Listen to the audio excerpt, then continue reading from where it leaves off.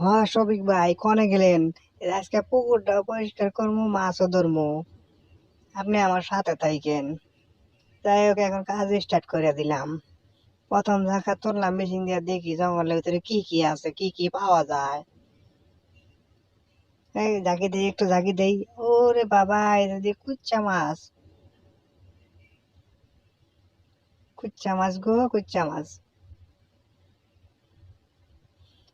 হোক, আর একটু ঝাঁকি দেই।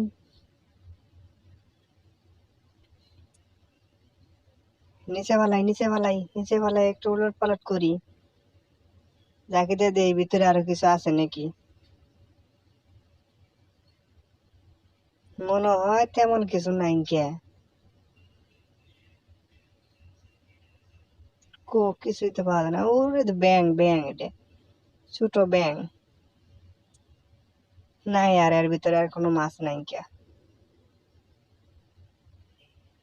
যাই হোক, এর ভিতরে তো আর কিছু পাইলাম না, আর একটা তুলমু।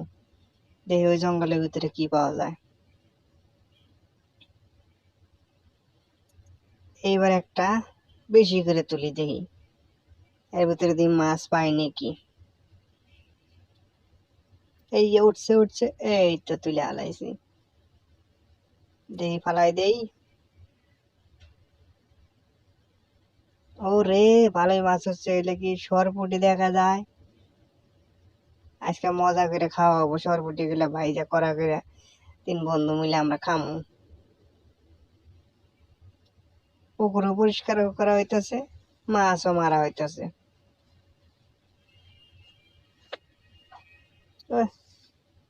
আজকে এই পুটি গুলো খুব ভালো লাগবে ভাজলে। ভাইজা রান্না করলে মজা লাগবে।